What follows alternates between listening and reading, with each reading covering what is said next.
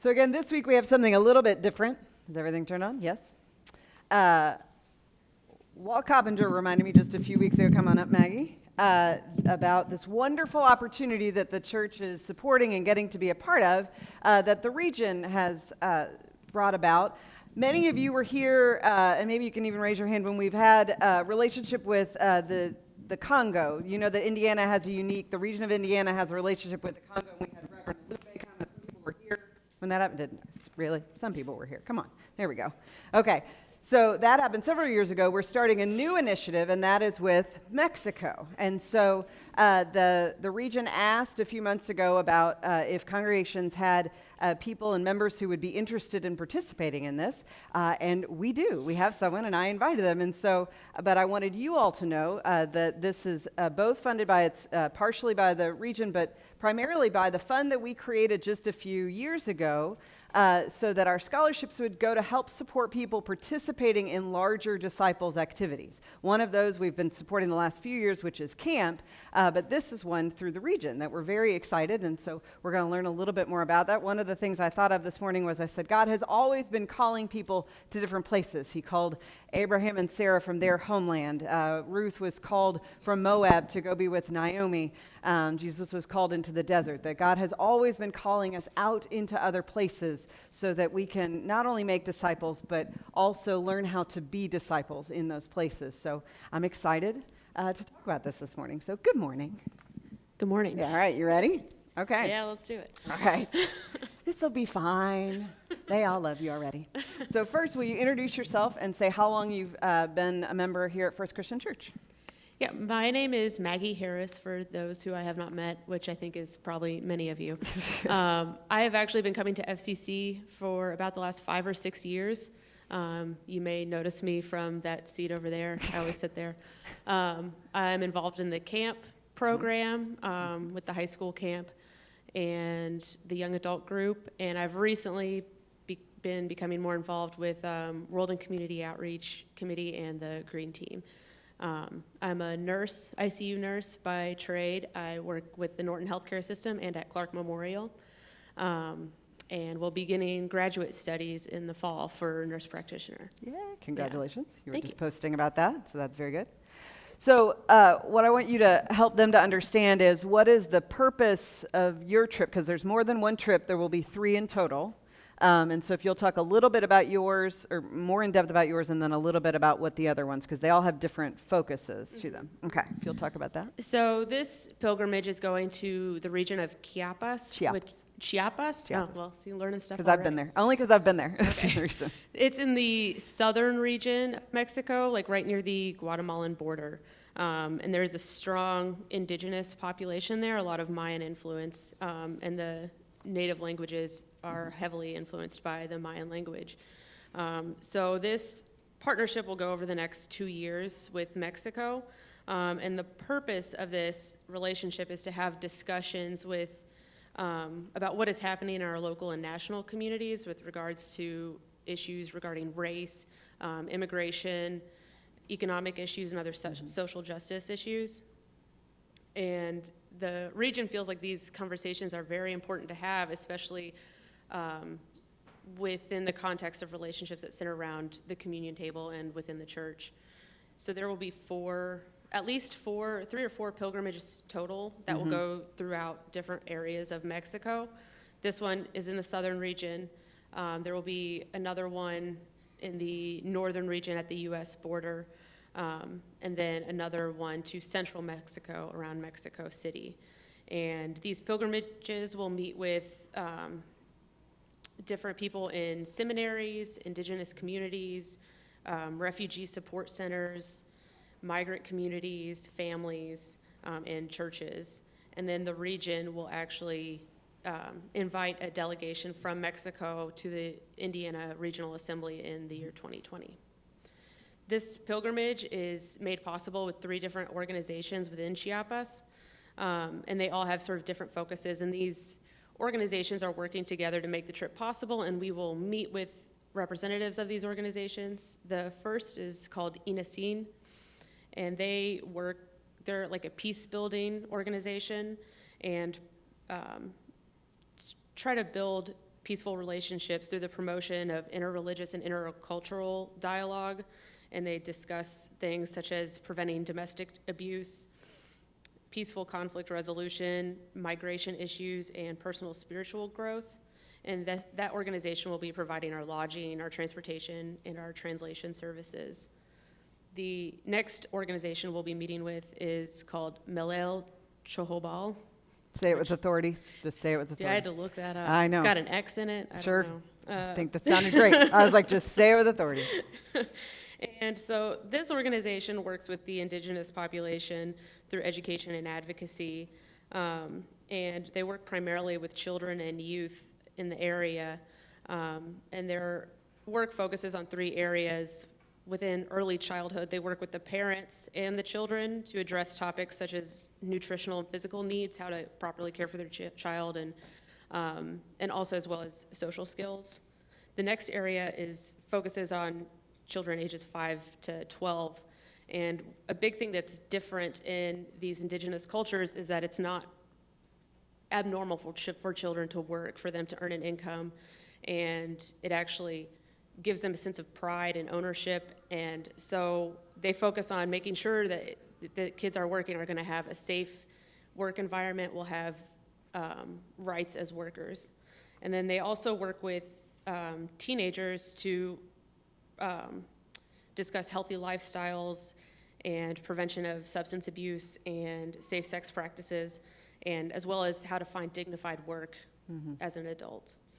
And then the final organization is called CPAS, and they are sort of a socio-political organization, and they work with human rights advocates in the area to make them public figures to decrease the chance of violence happening. So they worry about assassinations of public rights figures, and so they try to protect women that are going to women's marches so that they can advocate for themselves, and they try to draw more attention to these human rights advocates to decrease the risk of violence happening to them.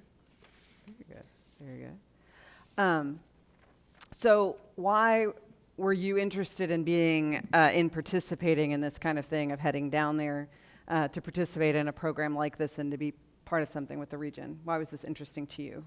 So when the opportunity first presented itself, I just said yes without really knowing what I said yes to. Yeah. I'm not one to turn down an opportunity to travel, especially places that are unfamiliar and that are different from anywhere that I'm comfortable with. And to be honest, I'm really still not quite sure what to expect. I grew up in a church and in a youth group, and we did lots of mission trips. And those trips centered more on action. We go to a place, we rebuild a community center, we build a school, we build a home. And then I went to a Christian high school my sophomore year of high school, and their mission trips were centered on conversion. So their goal was to go to an international city, stand on the streets and read the Bible and proselytize and try to gain converts.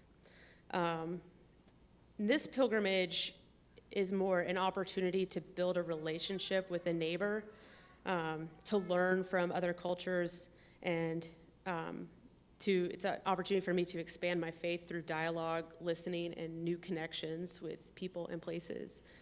For me, when I visit new places and learn from new cultures, it's a religious experience for me.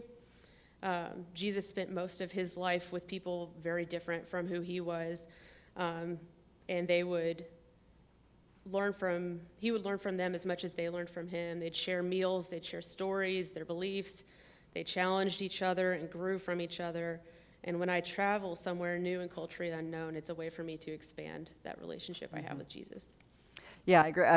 We had talked about this. Is actually when I went on 2 different trips to Wabash. My first one was actually to Chiapas, which was crazy that we're sending someone back to the same place. But I agree with you in the sense of it also, for me at least, just my experience is it makes the world bigger. It just makes the world bigger, and I have a better sense of of other people when I travel, and that when I'm in their space and in their environment, and I can try to imagine it from here, but to really be there, and even like you said, when you get to worship with people, we got to worship with lots of different communities, and that mattered a lot, and I can picture that, I can picture those places in my mind now in ways that I couldn't have before without that. So what are some of the things that you're hoping to learn? Obviously, the other reason I thought about you for going on this is obviously sending a nurse.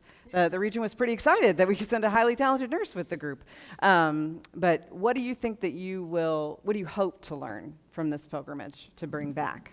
So the primary thing I hope to learn is how to be a better listener. I feel like to be a good Christian, I feel like it's important to be a good listener. As a nurse, nurses are fixers. We see a problem, we come up with solutions, we fix it. And then we spend a lot of time telling and educating other people how to keep fixing it, how to take care of themselves at home, how to take this medication. And I think those same sort of principles of trying to educate and tell people, it also comes into community service work. We go in and we tell people, this is the problem, this is how you should fix it.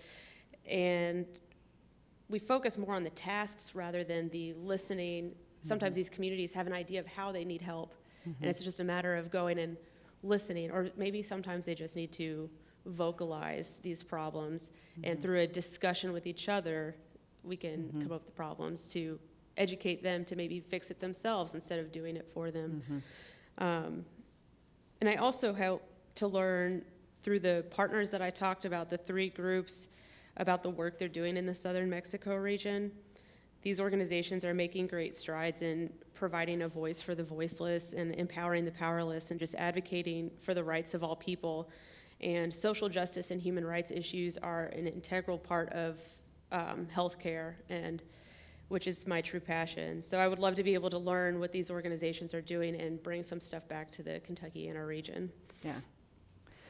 Yeah, the listening is such a huge part of it, because again, I do think so often in previous previous initiatives, it was about go and fix, and I think we learned so much in the relationship with the Congo, and that has been an ongoing relationship. They've come back to the Indiana region. We've sent more coalitions there. They've come to our General Assembly.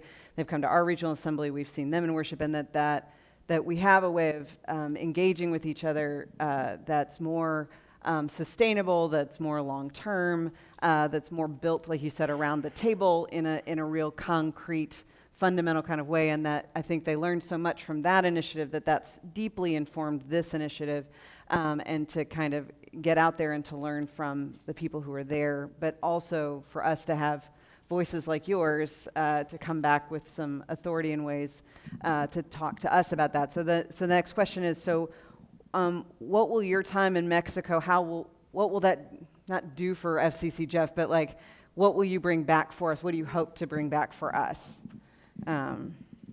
So I really hope to bring back that connection and relationship with the people in Chiapas back to FCC Jeffersonville. I want to learn how to foster this relationship, maybe connecting our youths through, you mentioned even like the idea of a pen pal sort of program. I thought that was a fantastic idea. I won't know if that's feasible until I go. We'll see if we do it, but if we make relationships that we could write letters back and forth, the good old fashioned, pen pals from different places, and what that would be like. I'd really love to improve our role within the regional church. We have a lot to offer the region and the international community, but we also have a lot to learn, I feel like. And I want to find ways to connect our communities through the regional partnership and beyond. And very good, you doing okay? Yeah. All right. Thanks. She was very nervous. So Still am. You're doing okay. Yeah. You're doing great. You're doing great. So the other question is, how does it feel to be able to represent your congregation in this way? Because we will be offering you a blessing later, as we often do, as we do with our mission trip when we send people forth, and sometimes with camp, we'll be sending you with our blessing. So I know for our mission trip people, we often talk about that, like you go on our behalf. So how does that feel to be, if you know how you feel yet, about representing our congregation? Well, I was really excited that you thought of me for this pilgrimage, but I was also really honored and humbled that the congregation wanted to help me make it possible. I would not be doing this without the help of you all. And I'm really proud of the hospitality, compassion, and generosity that our congregation offers to our members and to the local community, and I cannot wait to show that to the regional and international communities. I'm excited for you too. Yeah. I think it's going to be great. I can't wait to hear. And so part of this is kind of a long-term thing we've been working on, at least for the last couple of years, about growing even stronger ties to the region, to the larger church, to remember that we're not just one congregation in Indiana, but part of many congregations and ultimately part of the world. And we've obviously intentionally been working on it through camp, through our Camp Sundays, supporting that with, we're sending counselors to every single camp. Is there any camp we don't have a counselor at First Christian Church? Nope. Okay. Or directors, and this is kind of the next level again for that, is the sense of this initiatives coming out of the region that we were very supportive of the Congo initiative, but we're at the very front of this one. We're in the very first group. We're in the very first voices coming back to us. So I'm excited about that, but I know why I think it's important, but I wanted to hear, why is it important for you, because you already do it with camp, but what's valuable about doing that work with not just your local congregation, but also with the larger region that you're connected to? Why does that matter? Well, as wonderful as I think our congregation is, I think we have a lot to learn from other congregations. All church congregations face the same issues, how to be better servants in the community, how to foster involvement in younger generations, and how to work to blend the ideas and opinions of so many different people into cohesive solutions to these problems. So perhaps other congregations have ideas on how to deal with these same issues that maybe are more effective than what we're doing. And I think that anytime we challenge ourselves with these new ideas and new connections, we can grow together as a community and as Christians. And working with the region really amplifies our voices as Christians to become better beacons of love and servitude in the world. Yeah. I love that amplify. You had talked about that before when we met, this idea of that we just keep amplifying the effect of not just our congregation, but of all the congregations and the ways that we can work together. Chad and I are in a regional clergy group with pastors from this part of Indiana. We recently received the Barbie blessing that came out of the camps to support, and that the region is in fact stronger when we work together and when we support each other. And again, as Maggie said, it would not be possible without the generosity of this congregation, but also, as you said, with the heart of this congregation, that we aren't satisfied with what we have always done, but in fact are trying to find new ways, both to spread the gospel, but also, as you kept repeating again and again, to learn that. I loved what Judy said, you're never too old to learn a new degree. What a perfect Sunday on Graduate Sunday to say that as a congregation, no matter how long we've been here, and we've been here a while, that there's always more for us to learn, and areas that we might never have thought that we would go into, literally into the world, that we can bring pieces of that back to Indiana, and who knows what God will do with that. And that's just an exciting ministry to be a part of. So I'm grateful that you said yes. This is also supporting people saying yes to ministry that maybe they never thought that they would.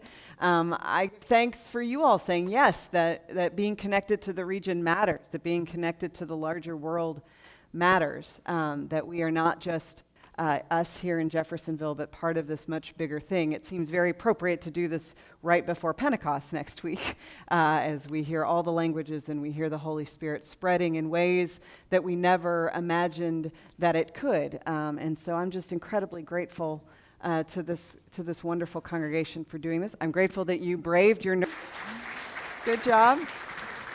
And before I release you back where you can go in your pew, I am going to ask us to bless her. So we've done this before.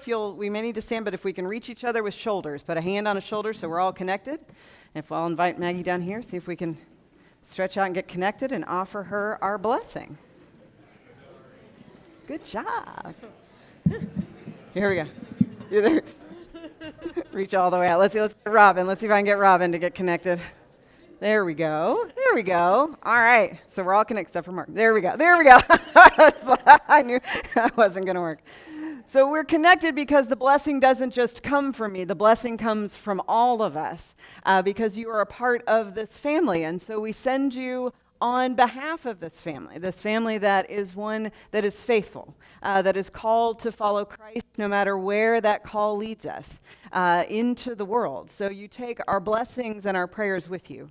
We offer a blessing that you will go out safely and you will return safely, that you will take the prayers of all these people and many who are not here because they love you and they care for you and they care so deeply for the gospel.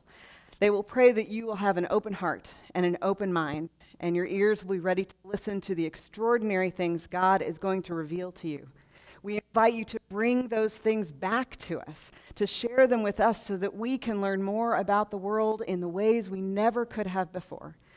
May you take the generosity of spirit from this place. The ways that they have given to you, may you give to others. The faithfulness that you have learned here, may you take that to Mexico with you. And the love that you know here, may you take that with you. Be full of it, knowing that God's Spirit is poured out upon you, that you are surrounded by His strength, His Spirit, and His peace. And whenever you are nervous, just let it be still and let it be quiet, and let you hear God's voice say to you, "You are my beloved, with whom I am well pleased. This day and all days, go and serve the Lord." And all God's people said, Amen. Thank you. Yay. Good job. Good job. I love it. We did. She did it.